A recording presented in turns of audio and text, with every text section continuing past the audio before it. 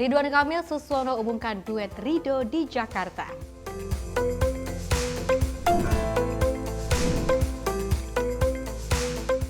Pramono Rano Karno resmi daftar ke KPUD.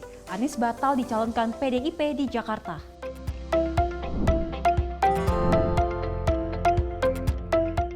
Pemerintah nilai pembatasan BBM bersubsidi penting.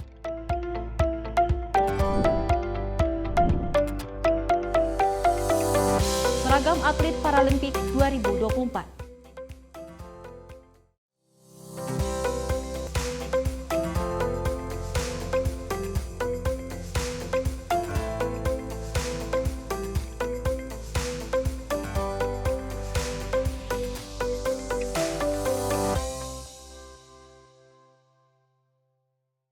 Halo, selamat pagi pemirsa Simpo TV. Selamat pagi, Sally. Selamat pagi, Fes. Senang sekali rasanya kita berdua bisa terus memberikan informasi yang terbaik untuk pemirsa di rumah terkait dengan perpolitikan Indonesia yang pada saat ini masih terus banyak sekali dinamika, kejutan-kejutan yang sangat luar biasa dan juga bikin kita shaking shock sedikit ya, Sally ya. Kalau misalnya kita melihat terkait dengan Ridwan Kamil ini ada julukan baru. Tadinya rawon seperti makanan ya, tapi ini diganti menjadi Ridho gitu kan. Karena juga ini kan memerlukan ridho dari Allah, dari Tuhan, terus juga ridho dari setiap partai politik yang udah mengusung mereka berdua untuk maju di Pilkada serentak. Dan tak hanya itu, Festi dan pemirsa ini juga ada bahwasanya Anies batal diusungkan di Pilkada Jakarta 2024 karena memang PDIP akhirnya mengusung Pramono dan Rano Karno untuk maju di Pilkada Jakarta 2024. Dan kira-kira gimana sih dinamika yang nantinya akan terjadi di perpolitikan Indonesia saat ini? Tentunya juga informasi menarik lainnya akan terus kami hadirkan untuk Anda. Ini dia Menyapa Pagi Simpo TV selengkapnya.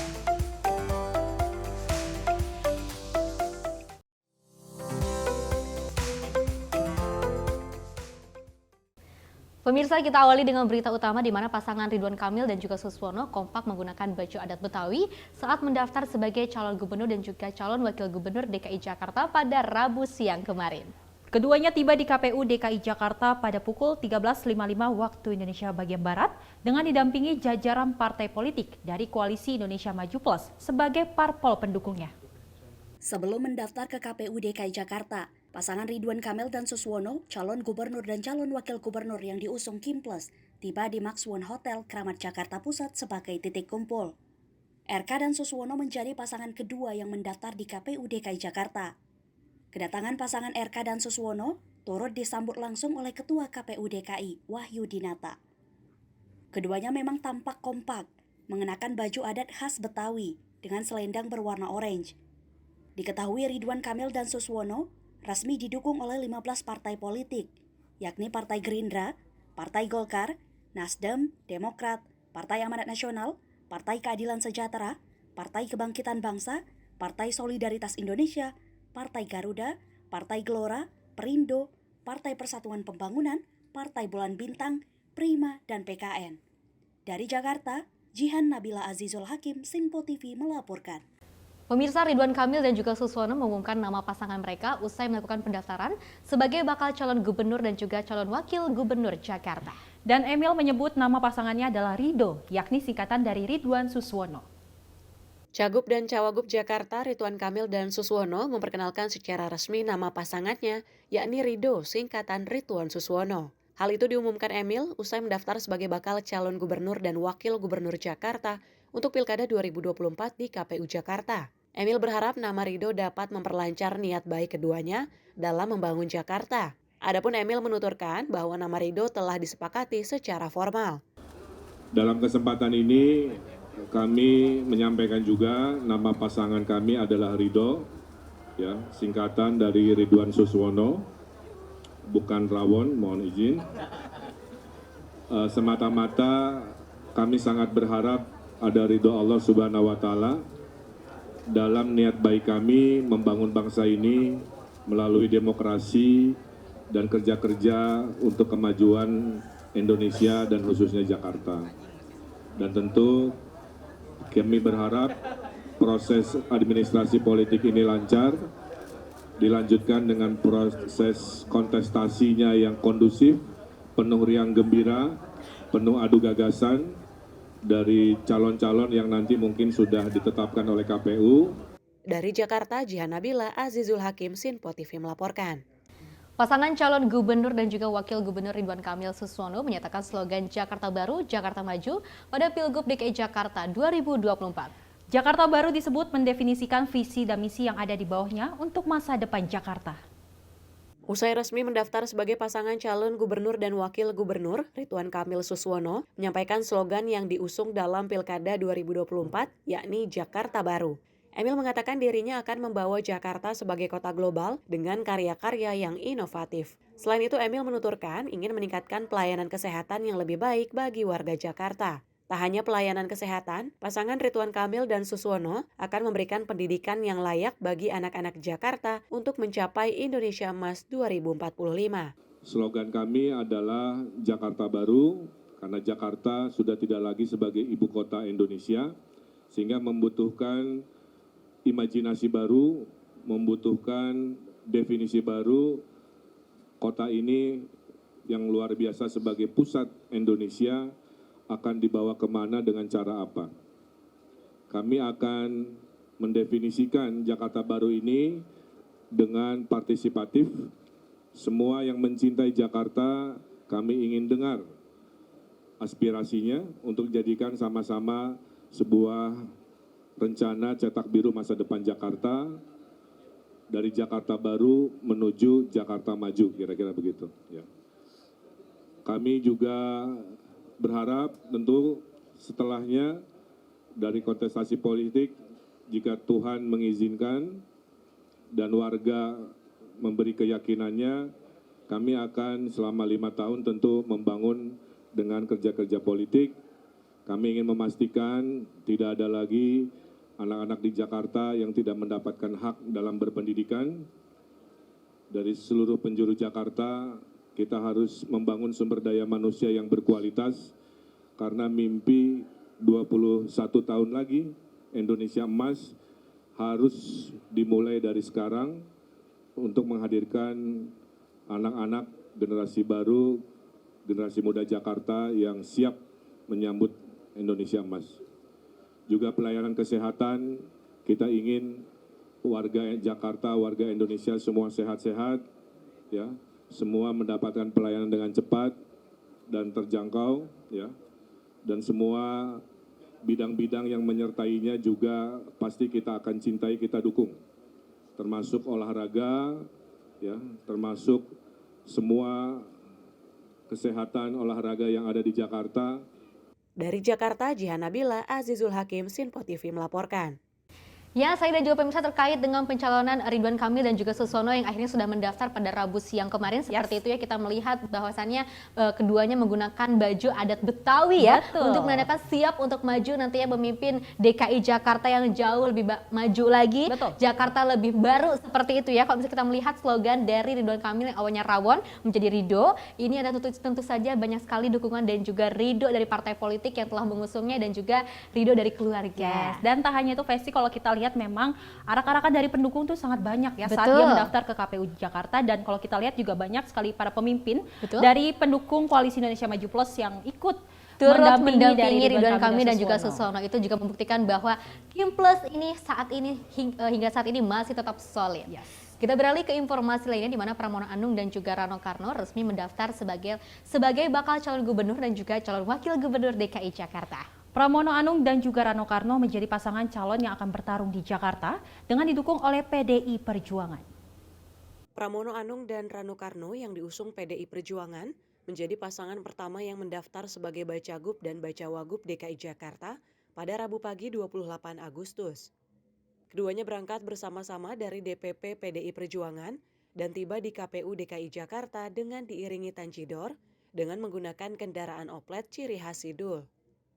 Pramono mengatakan, Ketua Umum PDI Perjuangan Megawati Soekarno Putri yang memutuskan dirinya untuk maju sebagai calon gubernur DKI Jakarta. Lebih lanjut, Pramono menyampaikan bahwa dirinya telah meminta izin kepada Presiden Joko Widodo untuk maju berkompetisi di Pilgub DKI Jakarta.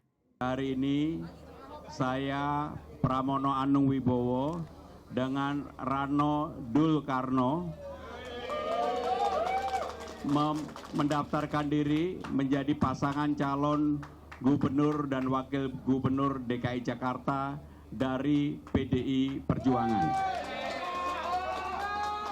seperti tadi yang disampaikan oleh Ketua KPUD, berdasarkan PKPU yang baru, maka syarat telah terpenuhi untuk didaftarkan dan semua dokumen telah kami sampaikan. Dari Jakarta, Jihan Nabila, Azizul Hakim, Sinpo TV melaporkan.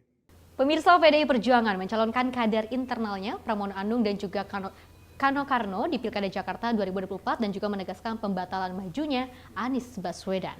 Merespon itu, Direktur Eksekutif Trias Politika Strategis Agung Baskoro menilai bahwa PDIP tidak ingin mengambil resiko dengan pencalonan Anies yang akan menyebabkan ketidakstabilan politik internal maupun juga nasional. PDIP resmi mengusung kadernya sendiri, Pramono Anung dan Rano Karno, sebagai calon gubernur dan wakil gubernur di Pilkada Jakarta 2024. Dengan begitu, PDIP resmi tidak mengusung Anies Baswedan sebagai calon mereka. Merespon itu, Direktur Eksekutif Trias Politika Strategis, Agung Baskoro, mengatakan, terdapat dua alasan mengapa Anies tidak dimajukan dalam Pilkada Jakarta 2024. Secara internal, nama Anies penuh dengan pro dan kontra setelah Pilkada 2017, di mana banyak cerita soal politik identitas yang belum selesai. Tak hanya itu, secara eksternal Agung melihat bahwa Presiden PDIP ingin menjaga relasi dan komunikasi yang baik dengan Presiden Jokowi dan juga Presiden terpilih Prabowo Subianto, yang mana selama ini komunikasi politik terjalin cenderung tidak membaik. Hal inilah yang membuat PDIP mengurungkan niatnya untuk mendukung Anies Baswedan maju di Pilkada Jakarta 2024. Tidak dimajukannya nama Anies dalam konteks Pilkada 2024 terdapat dua alasan yang mengemuka. Pertama, secara internal, nama Anies penuh pro kontra setelah Pilkada 2017 ada cerita soal politik identitas yang belum tuntas. Sehingga daripada menimbulkan turbulensi internal yang tidak perlu, maka Megawati Soekarnoputri sebagai Ketua Umum lebih memilih nama lain, yang dalam hal ini adalah Pramono Anung. Pun dalam konteks Ahok, yang terjadi juga sama, ada pro kontra utamanya secara eksternal karena beliau terlibat dalam beberapa cerita di Pilkada 2017 dan itu menimbulkan turbulensi nasional yang sangat dahsyat. Kedua, secara eksternal tidak dicalonkannya Anies sedikit banyak ingin menjaga relasi PDIP dengan istana, baik dalam konteks Istana Hambalang maupun Istana Merdeka. Karena untuk konteks Prabowo, Presiden PDIP ingin relasi dengan Presiden terpilih tersebut dapat berlangsung baik, termasuk dengan Presiden Jokowi yang selama ini komunikasi politiknya buntu dan cenderung cukup pasca problem di Pilpres 2024 dengan majunya Gibran. Dari Jakarta, tim redaksi Sinpo TV melaporkan. Nama Anies Baswedan kini menjadi sesuatu yang dinamika politik seperti itu ya, masih sangat hangat diperbincangkan ya. Pada awalnya juga menduga-duga bahwa nantinya Anies Baswedan ini akan maju di Pilkada Jakarta 2024 bersama dengan PDI Perjuangan. Betul. Namun kejutannya PDI Perjuangan telah mengusung nama calon yang lain.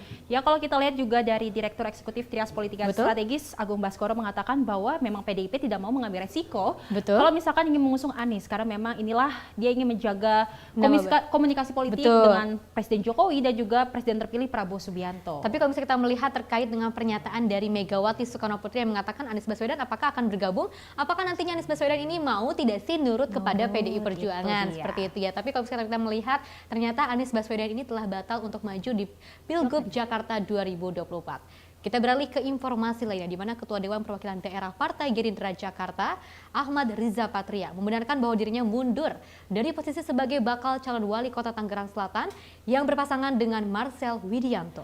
Ahmad Riza menyebut pengunduran diri di Pilwalkot Tangsel lantaran mendapat tugas lain dari partai. Setelah mendampingi Ridwan Kamil dan Suswono mendaftarkan bakal calon gubernur dan wakil gubernur Jakarta di Komisi Pemilihan Umum Daerah Jakarta Rabu sore tadi, mantan Wakil Gubernur DKI Jakarta yang juga Ketua Partai Gerindra DKI Jakarta Ahmad Riza Patria menyatakan dan membenarkan bahwa dirinya mundur dari posisi sebagai bakal calon wali kota kontestasi Pilkada Tangerang Selatan 2024. Selain itu juga, Riza menjelaskan kemunduran dirinya dikarenakan mendapatkan tugas yang lebih amanah dari partainya. Jakarta, dengan Tangsel, dengan seluruh bangsa ya. Jadi sebagai kader partai, saya selalu patuh dan taat ya, mengikuti apa saja yang menjadi keputusan partai. Itulah saya. Yang penting kita di partai ini, mari kita kedepankan jujur, ya, amanah, patuh, taat, ya, mengabdi, bertanggung jawab dapat dipercaya itu yang paling penting. Dan selalu berkorban untuk kepentingan masyarakat banyak. Hah? Ya alasannya karena akan ada tugas lain ya. Oke ya. Dari Jakarta, Dio Malau, Sinpo TV melaporkan. Memasuki tahapan pendaftaran Pilkada serentak 2024, politikus Partai Gerindra Ahmad Riza Patria menyatakan pengunduran diri dari pencalonan wali kota Tangerang Selatan. Hal tersebut dikonfirmasi oleh Wakil Ketua Umum Gerindra Habibur Rahman. Mengenai alasan mundur, Habib menjelaskan pihaknya akan segera mengungkapkannya. Calon wali kota Tangerang Selatan, Ahmad Riza Patria disebut mundur dari pencalonannya di pemilihan kepala daerah serentak 2024. Wakil Ketua Umum Gerindra, Habibur Rahman menyebut bahwa hal tersebut bisa terjadi karena perubahan komposisi koalisi, merubah hitung-hitungan atau perubahan kebijakan internal partai. Menurut Habib, tidak bisa partai politik memaksa kadernya jika yang bersangkutan tidak berkenan untuk maju. Lebih lanjut, Habib menjelaskan terkait pasangan yang akan diusung menggantikan Riza ada dua situasi, yaitu mendukung Benyamin Daphni atau mengusung calon baru dalam situasi yang demikian singkat. Adapun alasan resmi mundurnya Riza Patria dari kontestasi pilkada nantinya akan disampaikan lebih lanjut oleh Dewan Pimpinan Pusat Gerindra. Kalau toh Pak Riza Patria mundur sebagai Cawalkot Tangerang Selatan, ya penyebabnya bisa macam-macam. Namanya pilkada itu kan terkait 3 hal. Pertama koalisi, ya, lalu partai politik, terakhir calonnya sendiri. Ya. Bisa karena perubahan komposisi koalisi, ya, mungkin bisa merubah hitung-hitungan, ya, lalu perubahan kebijakan di internal partai, para partai-partai pengusung, ataupun di si calon masing-masing. Apakah ada persoalan-persoalan subjektif di calon, ya, karena tidak bisa juga partai politik memaksa kadernya atau memaksa siapapun maju kalau yang bersangkutan tidak berkenan untuk terus maju. Dari Jakarta, Norma Semesta Ahmad Amin, Sinpo TV melaporkan. Pemirsa, Wakil Presiden terpilih Gibran Rakabuming Raka mendampingi Komjen Pol Ahmad Lutfi dan Taji Yassin Maimun juga mendaftar ke KPU Jawa Tengah. Ahmad Lutfi dan juga Taji Yassin mendaftar sebagai calon gubernur dan calon wakil gubernur Jawa Tengah. Wakil Presiden terpilih Gibran Rakabuming Raka mengiring pendaftaran pasangan bakal calon gubernur dan wakil gubernur Jawa Tengah, Ahmad Lutfi dan Taji Yassin, ke KPU Jawa Tengah pada Rabu 28 Agustus 2024. Pasangan Lutfi dan Yassin datang dengan iring-iringan ratusan pendukung dan simpatisan ke kantor KPU Jawa Tengah di Jalan Veteran Kota Semarang. Ahmad Lutfi dan Taji Yassin resmi mendaftarkan diri sebagai peserta Pilgub Jawa Tengah 2024 dengan diusung Partai Golkar, Partai Gerindra, PKS, PKB, Partai Nasdem, PAN, PPP, Partai Demokrat, PSI, Partai Buruh, Partai Bulan Bintang, dan Partai Garuda. Sebagai informasi, pasangan Ahmad Lutfi dan Taji Yassin akan berhadapan dengan Andika Perkasa dan Hendran Prihadi di Pilkada Jateng 2024. Tim redaksi Sinpo TV melaporkan. Pasangan Bobi Nasution dan juga Asahan Surya mendaftar ke kantor KPUD Sumatera Utara pada Rabu siang kemarin. Pasangan tersebut datang ke KPU dengan menggunakan motor listrik, didampingi para pimpinan partai politik pengusungnya. Pasangan calon gubernur dan wakil gubernur Sumatera Utara, Bobi Nasution dan Asahan Surya, mendaftar ke Komisi Pemilihan Umum Sumatera Utara pada Rabu 28 Agustus 2024. Pendaftaran Bobi dan Surya diiringi oleh ratusan pendukung bersama para ketua partai pengusung keduanya. Bobi dan Surya tiba di kantor KPU pukul 14.20 waktu Indonesia Barat dengan menggunakan motor listrik membonceng istrinya, Kahiyang Ayu dan Titik Sugiyarti. Pasangan tersebut disambut dengan tarian dan teriakan yel-yel pendukung. Untuk diketahui, Bobi Nasution dan Asahan Surya mendapat dukungan dari 10 partai politik, yakni Gerindra, Golkar, Nasdem, Demokrat, PAN, PKS, PKB, Perindo, PPP, dan PSI. Tim redaksi Sinpo TV melaporkan. Ya, pemirsa dan juga Sally, terkait dengan nantinya yang akan maju ke Pilkada Jawa Tengah ada Ahmad Lutfi dan juga Taji Yassin, ya, seperti itu yang didampingi oleh Presiden atau Wakil Presiden terpilih Gibran Rakabuming Raka.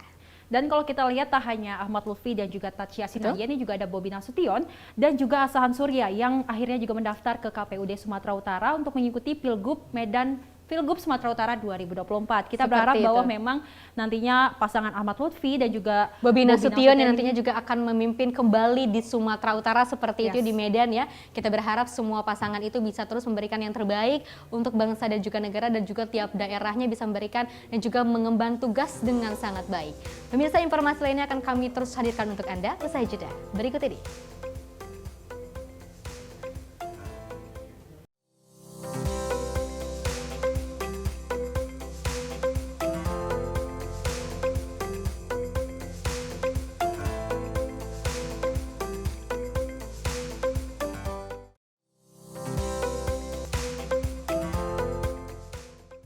Halo, selamat malam pemirsa. Senang sekali rasanya kami mengisi ruang informasi Anda. Akhiri aktivitas Anda dengan rangkuman perkembangan peristiwa yang terjadi sepanjang hari.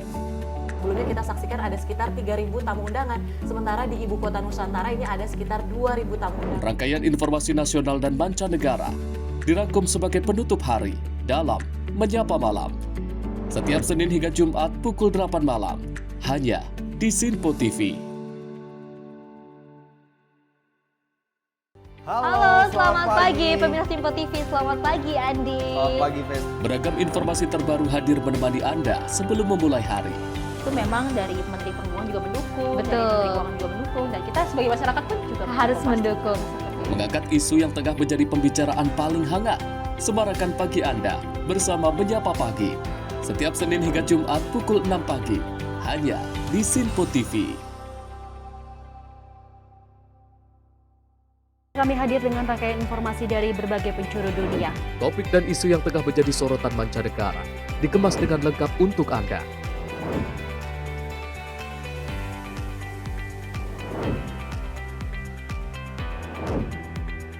Peristiwa penting yang terjadi dari berbagai belahan dunia kini hadir dalam Sinpo Dunia setiap Senin hingga Jumat pukul 7:30 malam hanya di Sinpo TV.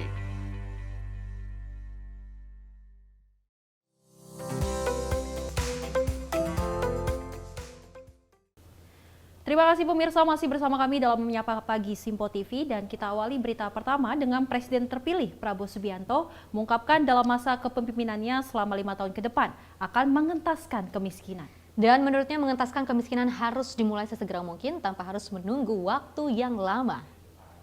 Hal tersebut disampaikan Presiden terpilih Prabowo Subianto saat menghadiri penutupan Kongres 3 Nasdem di GCC Senayan, Jakarta. Dalam pidatonya, Prabowo meminta kepada menteri-menteri yang ditunjuk dalam pemerintahan nantinya tidak lagi menunggu kajian untuk mengentaskan kemiskinan. Menurutnya, saat ini rakyat Indonesia telah menuntut hak kesejahteraan bangsa sebagai warga negara kepada pemerintah.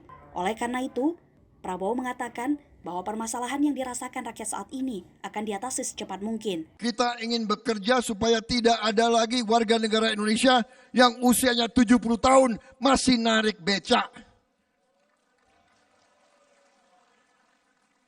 Kita tidak mau anak-anak kita tidak makan pagi sebelum dia ke sekolah. Kita tidak mau anak-anak usia 10 tahun badannya sebesar anak 4 tahun. Kita harus jawab tuntutan rakyat hari ini, bukan nanti. Bukan nunggu seminar, bukan nunggu kajian, bukan nunggu FGD, bukan nunggu feasibility study. Harus atasi sekarang. Rakyat menuntut sekarang. Saudara-saudara sekalian. Jadi saya ingin cerita, begitu saya tahu saya menang, Pak Surya ucapkan selamat. Ada yang nanya, apa Bapak bergembira? Saya jujur saya katakan, saya bersyukur. Tapi saya tidak euforia. Karena saya merasakan sekarang saatnya Prabowo Subianto harus mulai bekerja untuk membuktikan bahwa apa yang dia bicarakan, dia bisa wujudkan, dia bisa buktikan kepada rakyat Indonesia. Dan walaupun saya tidak sering muncul di media, saya bekerja terus. Saya kumpulkan pakar-pakar. Kalau perlu nanti saya minta Nasdem pakar-pakar terbaik untuk bergabung. kita kaji semua masalah. Dari Jakarta, Fahrizal Ronabayu, Sinpo TV melaporkan. Pemirsa, Ketua Umum Partai Nasdem, Surya Paloh ini juga menyebut bahwa Presiden terpilih Prabowo Subianto yang merupakan the leader atau sang pemimpin. Menurutnya sosok Prabowo Subianto merupakan harapan baru bagi bangsa Indonesia. Ketua Umum Partai Nasdem, Surya Paloh, menghadiri Kongres ketiga Partai Nasdem di Jakarta Convention Center Senayan pada Selasa malam. Dalam sambutannya, Surya Paloh menyanjung Presiden terpilih Prabowo Subianto dengan seorang the leader atau sang pemimpin. Menurut Surya Paloh, sosok Prabowo Subianto merupakan harapan baru bagi seluruh masyarakat Indonesia. Dirinya mengatakan bahwa telah mengenal lama sosok Prabowo dan saling bertukar pikiran untuk memajukan bangsa Indonesia. Sang pemimpin.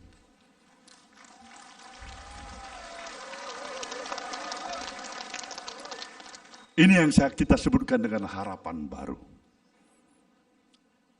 Mengenal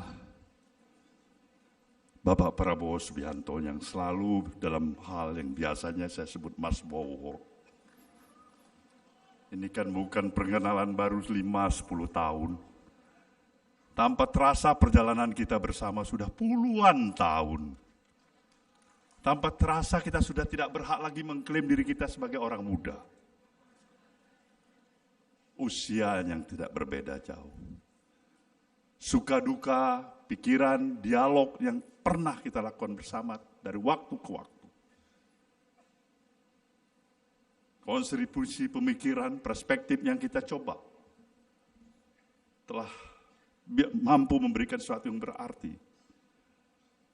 Tentu inilah merupakan sebuah modal yang amat penting untuk membangun sinergitas yang bisa kita persembahkan untuk kemajuan pembangunan negeri ini.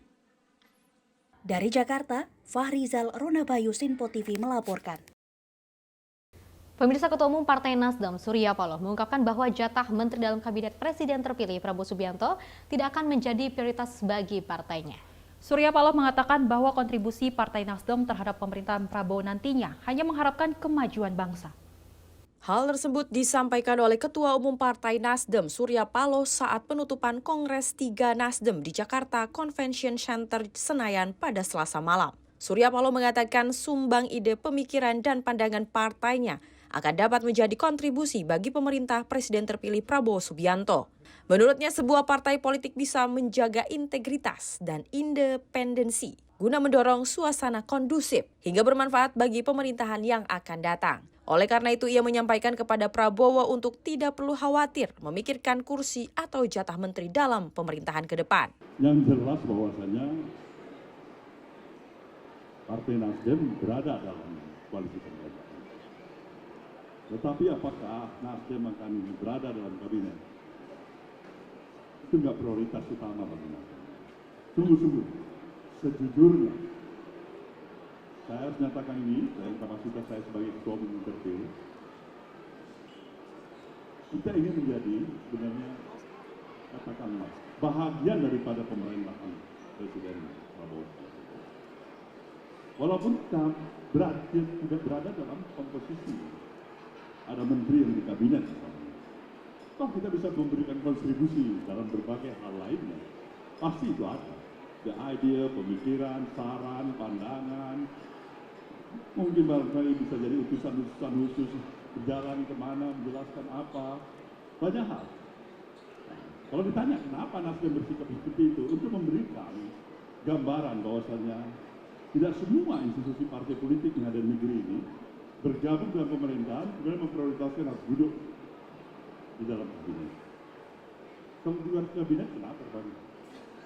Dengan memposisikan dirinya sebagai institusi partai politik, bagi Nasdem yang penting adalah bagaimana kemampuan untuk menjaga interindependensinya tetap terjaga, mendukung dan mendorong suasana yang lebih kondusif, bermanfaat bagi pemerintahan yang didukungnya, mampu juga bisa memberikan pikiran-pikiran yang mengkritisi barangkali, bahagian dari kebijakan barangkali yang perlu dikritisi. Dari Jakarta, Fahrizal Ronabayu, Sinpo TV melaporkan.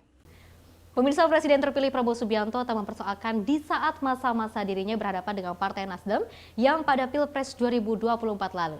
Menurutnya perbedaan bukanlah sebuah persoalan yang perlu ditakuti, melainkan sebuah keharusan agar masyarakat mempunyai pilihan. Meski menjadi lawan politik pada Pilpres 2024 lalu, Presiden terpilih Prabowo Subianto menyampaikan rasa terima kasihnya kepada Ketua Umum Partai Nasdem yang merupakan orang pertama yang memberi selamat usai hitung cepat hasil Pilpres 2024. Prabowo menegaskan bahwa dirinya sama sekali tidak mempersoalkan sikap Nasdem yang kala itu mendukung Anies Baswedan. Akan tetapi, ia bersyukur saat ini dikarenakan Partai Nasdem bersedia bergabung ke dalam pemerintahannya. Lebih luas ia menyebut yang terpenting adalah para pemimpin politik dapat mencari titik temu untuk bersatu bekerja sama dan melupakan perbedaan yang ada. Saya ingat Pak Surya Paloh dan Nasdem salah satu pertama di Indonesia yang mengucapkan selamat kepada saya. Waktu diberitahu Pak Surya Paloh, ya kan, yang beritahu ya termasuk Muzani. Maaf Pak Surya, kadang-kadang brewok mau datang. Oh ya, mau datang apa? Ya, mau gabung. Alhamdulillah. Terima kasih. Benar Pak Surya? Waktu Anda datang, saya terima kasih. Saya, ya, enggak apa-apa. Anda dulu dukung Anies, enggak apa-apa. Loh, kenapa ketawa? Benar. Rakyat butuh pilihan, tapi sekarang, ayo. Kita bersatu, kita bergabung, kita bekerja sama. Dari Jakarta, Fahrizal, Rona Bayu, Sinfo TV melaporkan. Presiden Joko Widodo menanggapi rencana pembatasan pembelian BBM bersubsidi. Dan Jokowi menyebut rencana itu masih dalam tahap sosialisasi. Presiden menilai pembatasan BBM bersubsidi penting demi mengurangi polusi udara dan menekan efisiensi APBN 2025. Sebelumnya, Menteri Energi dan Sumber Daya Mineral Bahlil Lahadalia mengatakan adanya rencana pembatasan BBM bersubsidi mulai 1 Oktober 2024 mendatang. Namun menjawab hal tersebut, Presiden Jokowi melalui keterangan persnya usai meresmikan Gedung Pelayanan Kesehatan Ibu dan Anak RS Sarjito Yogyakarta di Sleman, menyebut bahwa belum ada rapat atau keputusan mengenai BBM subsidi ini. Meski demikian, Presiden Jokowi menilai pentingnya pembatasan BBM ini sebab dua alasan, yaitu mengatasi masalah polusi udara, terkhusus di wilayah Jakarta. Kedua, efisiensi APBN, terutama pada anggaran 2025. Jokowi menyebut sejauh ini rencana pembatasan BBM bersubsidi telah di tahap sosialisasi dan masih memerlukan observasi lebih lanjut di lapangan. Saya kira kita masih dalam proses sosialisasi, kita akan melihat di lapangan seperti apa, belum ada keputusan. Belum ada rapat. Pertimbangan sama urgensinya apa sih Pak? Apa? Pertimbangan dan urgensinya apa untuk apabila melakukan pembatasan ini Pak?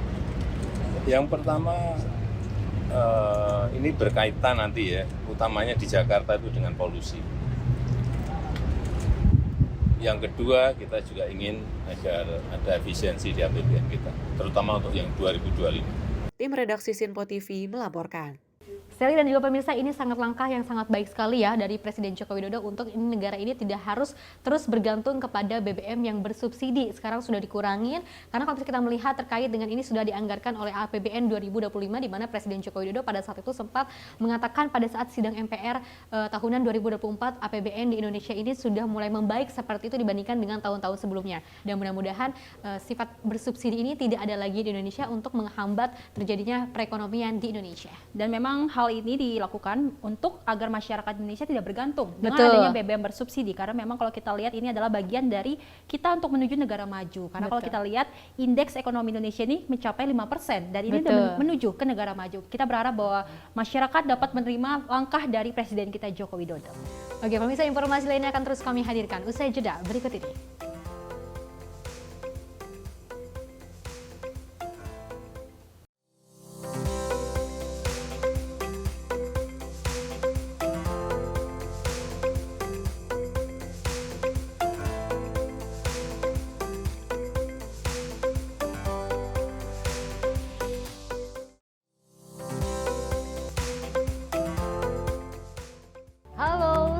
malam pemirsa, senang sekali rasanya kami mengisi ruang informasi Anda. Akhiri aktivitas Anda dengan rangkuman perkembangan peristiwa yang terjadi sepanjang hari. Sebelumnya kita saksikan ada sekitar 3.000 tamu undangan, sementara di Ibu Kota Nusantara ini ada sekitar 2.000 tamu undangan. Rangkaian informasi nasional dan mancanegara dirangkum sebagai penutup hari dalam Menyapa Malam. Setiap Senin hingga Jumat pukul 8 malam, hanya di Sinpo TV. Halo, selamat pagi pemirsa Sinpo TV. Selamat pagi Andi. Selamat pagi, Fen. Beragam informasi terbaru hadir menemani Anda sebelum memulai hari. Itu memang dari Menteri Perhubungan juga mendukung, Betul. dari Menteri Keuangan juga mendukung, dan kita sebagai masyarakat pun juga Harus mendukung. Mengangkat isu yang tengah menjadi pembicaraan paling hangat. Semarakan pagi Anda bersama Menyapa Pagi. Setiap Senin hingga Jumat pukul 6 pagi, hanya di Sinpo TV. Halo pemirsa, kami kembali hadir dengan sejumlah informasi yang kami himpun dari berbagai penjuru dunia. Rangkaian informasi yang membuat akhir pekan Anda begitu bermakna. Sebuah kelompok di Afrika Selatan memberikan layanan pertunjukan film dengan tenaga surya. Berita yang menjadi sorotan media dari dalam dan luar negeri, kami hadirkan untuk menemani pekan Anda dalam Sinpo Dunia Sepekan, Sabtu dan Minggu pukul 9 pagi, hanya di Sinpo TV. Kami hadir dengan rangkaian informasi dari berbagai penjuru dunia. Topik dan isu yang tengah menjadi sorotan mancanegara dikemas dengan lengkap untuk Anda.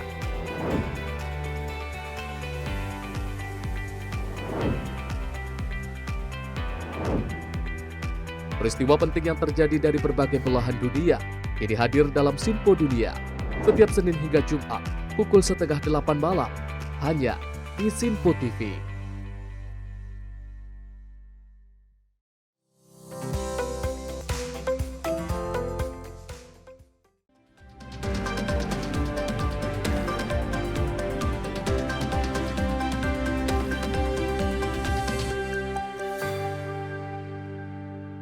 Good morning, everyone. You are watching Sinpo International News Report. This is Tiara Dianti. Here are all news around the world for you. Chairman of the Indian Secretariat of the SCO Business Council expressed the much interest and demand of foreign countries to join as part of the BRICS last Tuesday. Such demand increased when the BRICS forum started in Moscow, Russia. There are more requests to be part of the BRICS countries post after the International BRICS Municipality Forum in Moscow last Tuesday. This report was delivered by the chairman of the SCO Business Council India Secretariat, Tribhuvan Darbari, on the site of the forum.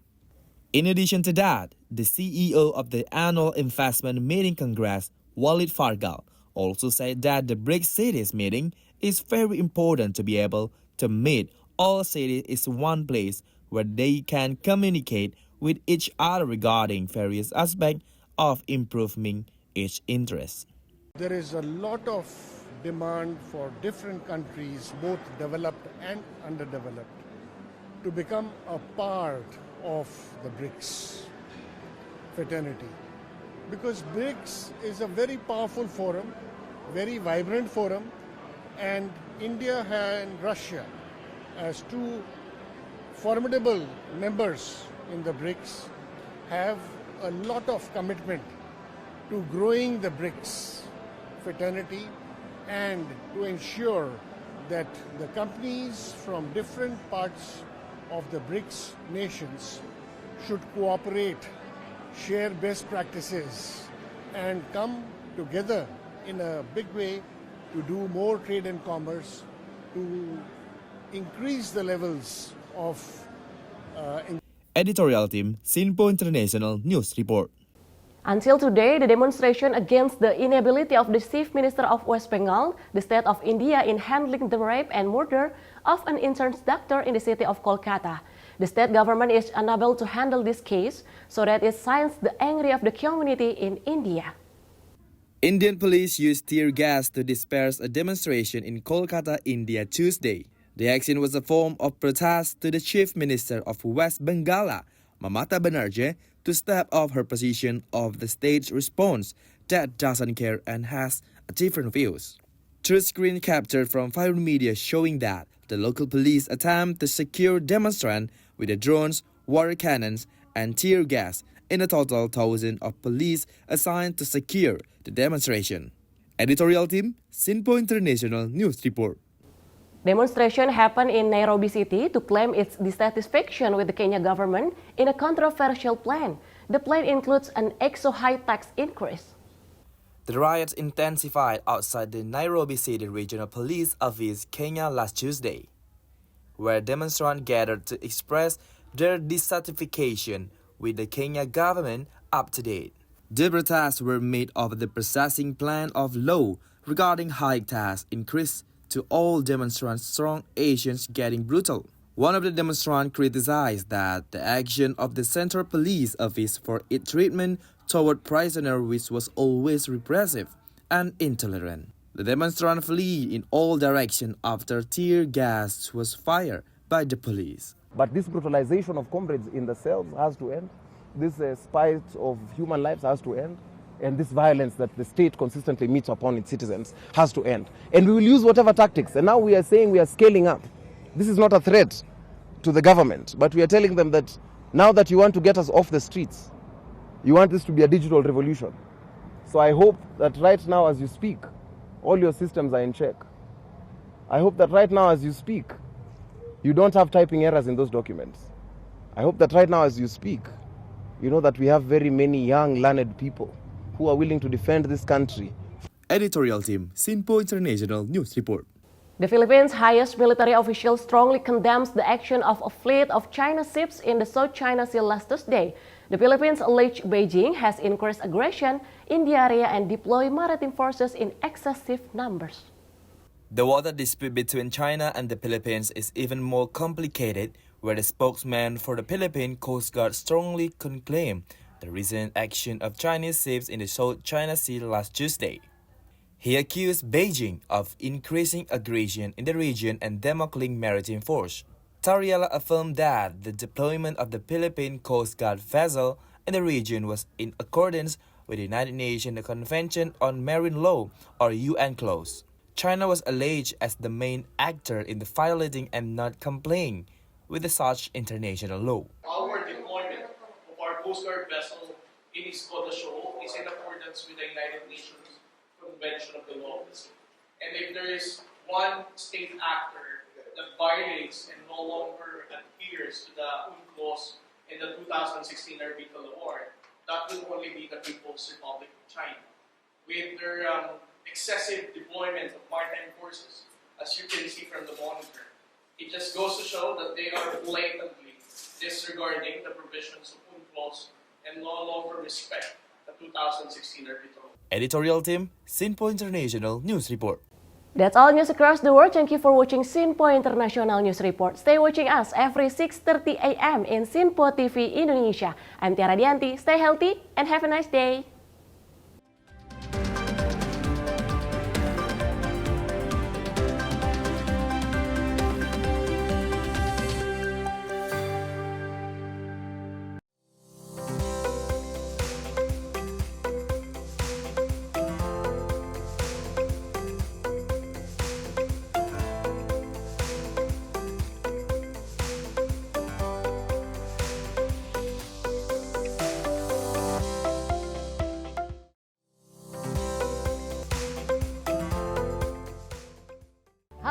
Selamat malam pemirsa, senang sekali rasanya kami mengisi ruang informasi Anda. Akhiri aktivitas Anda dengan rangkuman perkembangan peristiwa yang terjadi sepanjang hari. Sebelumnya kita saksikan ada sekitar 3.000 tamu undangan, sementara di Ibu Kota Nusantara ini ada sekitar 2.000 tamu undangan. Rangkaian informasi nasional dan mancanegara dirangkum sebagai penutup hari dalam Menyapa Malam. Setiap Senin hingga Jumat pukul 8 malam, hanya di Sinpo TV. Halo, selamat pagi pemirsa Sinpo TV. Selamat pagi Andi. Selamat pagi, Fen. Beragam informasi terbaru hadir menemani Anda sebelum memulai hari. Itu memang dari Menteri Perhubungan juga mendukung, Betul. dari Menteri Keuangan juga mendukung, dan kita sebagai masyarakat pun juga Harus mendukung. Mengangkat isu yang tengah menjadi pembicaraan paling hangat. Semarakan pagi Anda bersama Menyapa Pagi. Setiap Senin hingga Jumat pukul 6 pagi, hanya di Sinpo TV. Halo pemirsa kami kembali hadir dengan sejumlah informasi yang kami himpun dari berbagai penjuru dunia. Rangkaian informasi yang membuat akhir pekan Anda begitu bermakna. Sebuah kelompok di Afrika Selatan memberikan layanan pertunjukan film dengan tenaga surya. Berita yang menjadi sorotan media dari dalam dan luar negeri. Kami hadirkan untuk menemani pekan Anda dalam Sinpo Dunia Sepekan, Sabtu dan Minggu pukul 9 pagi. Hanya di Sinpo TV. Kami hadir dengan rangkaian informasi dari berbagai penjuru dunia. Topik dan isu yang tengah menjadi sorotan mancanegara dikemas dengan lengkap untuk Anda.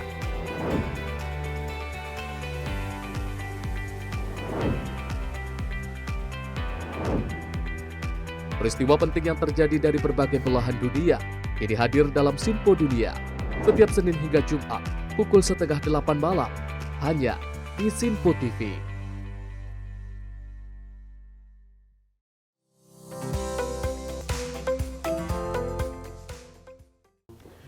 Masih bersama kami pemirsa dalam Menyapa Pagi Sinpo TV dan kita awali di segmen terakhir kita kali ini di mana Presiden Joko Widodo meresmikan Gedung Pelayanan Kesehatan Ibu dan Anak Rumah Sakit Sarjito Yogyakarta pada 28 Agustus 2024. Keberadaan gedung pelayanan itu juga diharapkan bisa memberikan pelayanan lebih baik serta meminimalisir kematian ibu dan juga anak.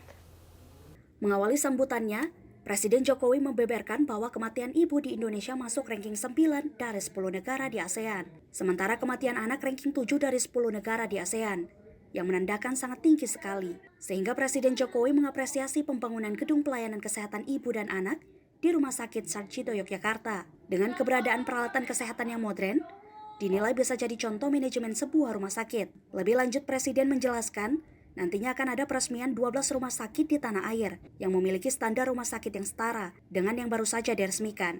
8 lantai menghabiskan anggaran 267 miliar gedungnya dan peralatannya 240 miliar plus untuk persiapan SDM 50 miliar. Tadi saya masuk, saya melihat peralatan semuanya sangat modern.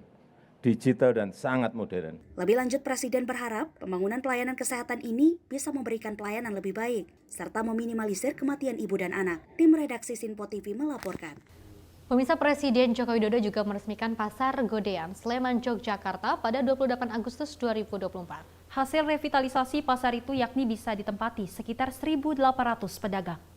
Presiden Joko Widodo meresmikan Pasar Godean Kabupaten Sleman, Yogyakarta pada Rabu 28 Agustus 2024. Peresmian ditandai dengan penekanan tombol sirine dan penandatanganan prasasti. Dalam kesempatan itu, Presiden Jokowi menjelaskan bahwa Pasar Godean dibangun sejak 1980, lalu pernah diperbaiki pada tahun 1994. Presiden Jokowi juga berpesan kepada para pedagang agar merawat dan menjaga kebersihan pasar, serta melayani pembeli dengan senyuman. Pasar ini dibangun tahun 1980, kemudian pernah diperbaiki tahun 1994, dan sekarang dibangun, direvitalisasi total, dan telah selesai hari ini menelan anggaran 89 miliar rupiah.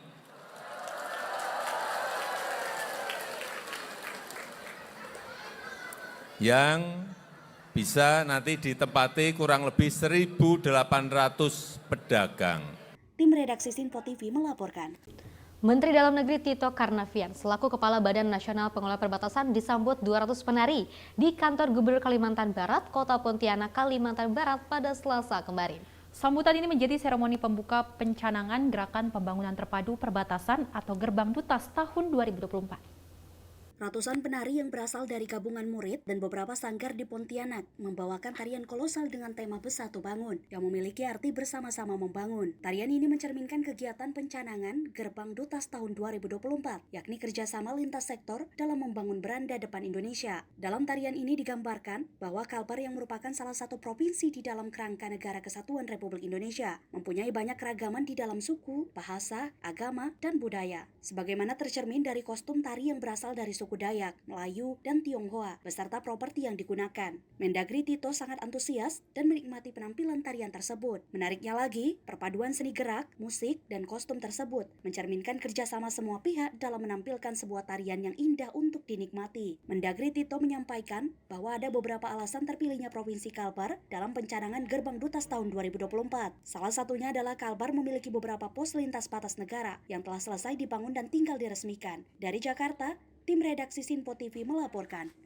Sally dan juga pemirsa, di akhir masa jabatan Presiden Joko Widodo yang nantinya juga akan segera selesai ya, ataupun terakhir menjadi Presiden Indonesia seperti betul. itu. Kita kalau misalnya melihat banyak sekali yang dilakukan oleh Presiden Joko Widodo yang juga didampingi oleh Ibu Iriana Joko Widodo, melakukan beberapa kunjungan kerja ke pasar-pasar seperti itu ya. Apalagi kalau misalnya kita melihat di Sleman, Yogyakarta juga telah diresmikan untuk melihat adanya 1.800 pedagang di sana. Dan tak hanya pasar saja yang diresmikan oleh Jokowi, ini juga ada rumah sakit yang dimana ini akan meningkatkan pelayanan ibu dan anak. Karena memang kalau kita lihat kan untuk pelayanan dari ibu dan anak masih kurang ya, Festi. Dan kita berharap bahwa pelayanan ibu dan anak ini dapat meningkat dan tidak adanya lagi kematian di ibu dan anak. Kita beralih ke informasi lainnya, di mana tuberkulosis dinilai sebagai silent pandemi karena diperkirakan hingga saat ini sudah ada sekitar 1 miliar orang meninggal dunia akibat tuberkulosis. Menindaklanjuti hal tersebut diluncurkan Kaukus Tuberkulosis DPR RI sebagai bentuk upaya eliminasi tuberkulosis di Indonesia pada 2030 mendatang. Berdasarkan video yang diunggah di akun YouTube resmi Kementerian Kesehatan Republik Indonesia, Wakil Menteri Kesehatan Republik Indonesia Dante Saxono Harbuwono menjelaskan bahwa berdasarkan data yang dikeluarkan oleh WHO, ternyata penderita tuberkulosis di Indonesia yaitu nomor 2 terbesar di dunia setelah India. Dengan adanya Kaukus DPR RI yang diluncurkan, Dante berharap semua program yang terintegrasi dari semua stakeholder terkait tuberkulosis tidak eksklusif hanya bagi Kementerian Kesehatan saja, tapi juga punya Kementerian Dalam Negeri termasuk DPR RI. Dengan adanya Kaukus dari DPR RI, mudah-mudahan DPR RI terus bisa mengawal semua program yang kita gariskan di lintas sektoral untuk melakukan pendampingan pada target-target RPJMN, salah satunya adalah dalam penanggulangan tuberkulosis. Targetnya adalah TOS TB, tanggulangi, temukan, obati, sampai sembuh, dan eliminasi TB di tahun 2030. Sementara itu, Wakil Ketua DPR RI Komisi 9 DPR, Emmanuel Melkiades, menyampaikan bahwa eliminasi tuberkulosis sesuai dengan visi misi program pemerintahan Presiden dan Wakil Presiden terpilih, Prabowo Gibran, dari sektor kesehatan. Sama pemerintah, baik itu Kemenkes RI, Kemendagri, dan semua pihak terkait lain, kami pastikan bahwa DPR RI akan bersungguh-sungguh mulai dari RIBK ya, kita lagi membahas RIBK sekarang dengan Industri Kesehatan, di mana nanti pemerintah pusat, pemerintah kabupaten kota, provinsi, sampai tingkat desa kelurahan, dan pihak swasta, BUMN dan pihak swasta lain di pusat maupun daerah akan bersungguh-sungguh untuk mulai menetapkan langkah-langkah bagaimana untuk mengeliminasi TB tahun 2030. Untuk menurunkan angka kasus penderita tuberkulosis, dibutuhkan komitmen bersama pemerintah melalui program penanggulangan tuberkulosis di Indonesia. Dari Jakarta, tim redaksi Sinpo TV melaporkan. Pemirsa, Indonesia akan mengikuti ajang Paralympic Games Paris 2024 pada 28 Agustus hingga 8 September 2024. Dan perancang busana para atlet yang akan bertanding, Didit Maulana, mengangkat tema Indonesia di setiap karyanya. Setelah Olimpiade Paris 2024 berakhir, kini giliran Paralimpiade Paris 2024 yang akan digelar mulai 28 Agustus 2024. Sederet persiapan terus dilakukan, termasuk kostum yang akan dikenakan kontingen Indonesia. Kali ini giliran Ikat Indonesia by Didit Maulana, yang bertanggung jawab merancang kostum kontingen Indonesia, berkolaborasi dengan MILS, Kementerian Pemuda dan Olahraga, serta National Paralympic Committee Indonesia. Koleksinya terdiri dari jaket, kaos jersey, dan track pant. Untuk koleksi ini, Ikat Indonesia by Didit Maulana mengusung konsep berjudul Sandia Niskala. Dalam bahasa Sanskerta, Sandia bermakna persatuan serta Niskala yang berarti kuat dan kokoh. Rangkaian desain Sandia Niskala juga menyematkan unsur motif tenun ikat yang merepresentasikan kekayaan dan keberagaman Indonesia. Dari Jakarta, tim redaksi Sinpo TV melaporkan. Masih terkait atlet Indonesia, atlet para bulu tangkis Indonesia Liani Ratri Oktila menyebut sudah mempersiapkan diri sebaik mungkin menjelang tampil di Paralimpiade Paris 2024. Ia yakin bisa meraih hasil lebih baik di Paris dibanding turnamen yang terakhir diikutinya. 9 atlet para bulu tangkis telah tiba di Paris bersama rombongan besar kontingen Indonesia yang akan mentas di Paralimpiade 2024 pada pertengahan pekan lalu. Tak membuang banyak waktu, mereka langsung melakoni latihan di negeri Menara Eiffel. Selain mempersiapkan diri dari segi teknik dan fisik, para atlet juga melakukan adaptasi dengan cuaca dan makanan yang tersedia di Paralimpiade Paris 2024. Tak terkecuali untuk Ratri, ia mengaku persiapannya telah berjalan maksimal sejauh ini. Bahkan, Leani sudah tak makan nasi sejak setahun lalu. Semua itu dilakukannya demi menunjang performa maksimalnya di atas lapangan.